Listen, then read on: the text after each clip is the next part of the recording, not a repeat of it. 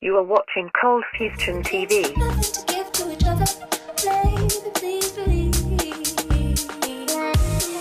The silent battle that's been going on for 8 long years. 2 different underlying philosophies. 2 different types of users. Almost 2 different worlds.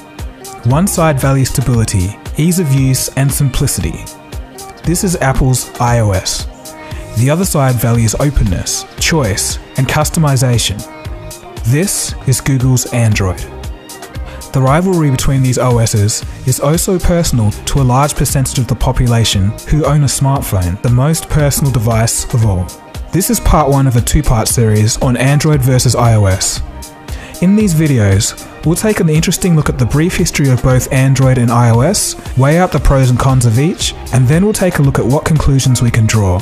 Is one better than the other, or is that even the right question to be asking? There's a lot to this story, but to really understand it, we have to go to the beginning. By looking at the history of each operating system in context, we can understand their philosophies completely. Let's begin. In 2005, when Steve Jobs was first envisioning the iPhone, either he could make a miniature version of the Mac, or enlarge the iPod, which was Apple's main portable product at the time, into a phone. Steve assigned 2 different teams within Apple to pursue both options. The team in charge of scaling down the Mac created the iPhone OS, now known as iOS. Now, software on mobile phones is like baby software. It's not so powerful. And today, we're going to show you a software breakthrough. Software that's at least 5 years ahead of what's on any other phone. Now, how do we do this? Well, we start with a strong foundation. iPhone runs OS X. So why did Steve ultimately choose to scale down the Mac?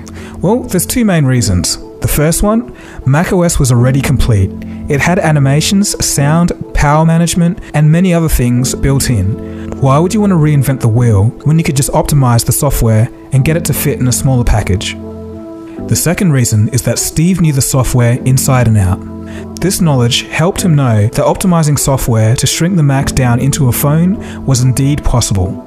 Such deep involvement is often rare for a modern CEO, so we have to ask, how exactly did Steve know the software so well? As it turns out, macOS was actually made from the remnants of a software called NextStep. NextStep was developed by Steve Jobs when he was fired from Apple in 1985. As a fun side point, the World Wide Web was actually built on a NextStep system in 1989 by Tim Berners-Lee. If you want to know more, you can check out a video that I did on the history of the internet in the description below. In 1997, Apple bought NextStep, which brought Steve Jobs back as the CEO. Over the years, NextStep was developed further to finally become macOS, which, as we know, finally became iOS. So in actuality, iOS didn't just fall from the sky. It had a rich history all the way back from early 1986. This is one of the major reasons why iOS was so polished from the get-go. Android, on the other hand, was a bit of an experiment upon release.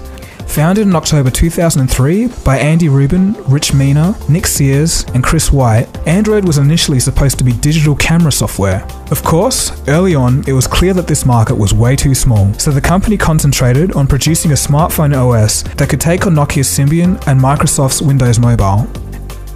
Sounds great. And Mark?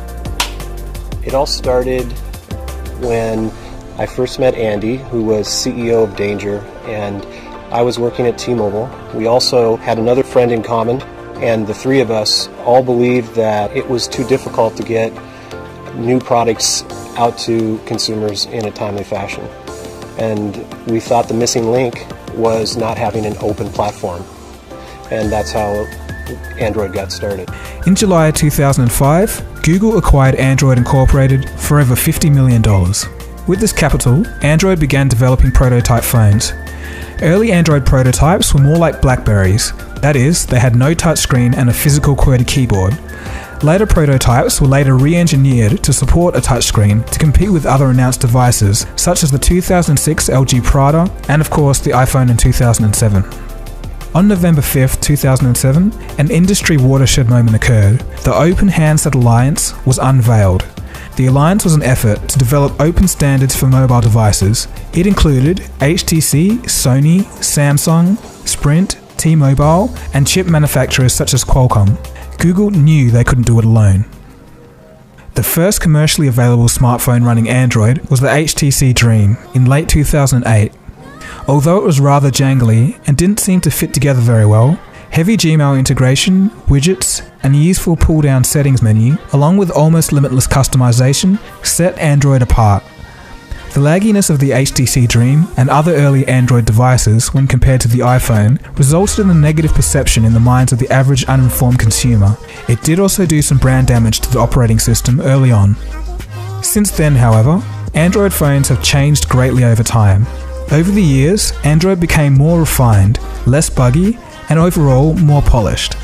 Okay, so that's all well and good, but some of you might want some practical, quantifiable proof of this. How has Android performance in comparison to the iPhone changed over time? Well, in early 2014, the touch response time for a high-end Android phone was around 114 milliseconds at best. In comparison to this, the iPhone 5 and 5S came in at a blistering 75 milliseconds. But by the end of 2014, new Android phones had come to the market, and things had changed in that short amount of time. As shown by the data here, the top smartphones were actually more responsive than the current iPhone at the time. Alright, so I've been talking a lot about how Android has changed over time, but what about Apple? Well, as you would have guessed, these changes weren't only limited to Android. iOS has also changed a great deal over time. A lot of the early limitations pertaining to options and features have been lifted. iPhones are now a far cry away from having no video camera or copy and paste. Now there's a choice of 2 phone sizes, a notification center, low power mode, and limited multitasking. Android viewers may note that a lot of these things have arguably been borrowed from Android. Okay, so with all of that history out of the way and all of that said, that brings us to the present day. Which OS is better today? Looking objectively, today stock iPhones still lag behind Android in terms of functionality. But is this necessarily a bad thing? Do the benefits of iOS outweigh the cons? Or is it flipped to the other side? Does Android hold the key to success in its openness and choice? In the next episode, we'll take a look at the app environment, user base, pros and cons, issues, and features of both Android and iOS. After this, we'll finish off with what's in store for the future. Where are Android and iOS both going? It's going to be a great video, so stay tuned. Anyway, this has been Dagogo. Don't forget to give this video a thumbs up, leave a comment, and subscribe if you're new. I want to thank you for watching, and I'll see you again soon for another video. Cheers guys, have a good one.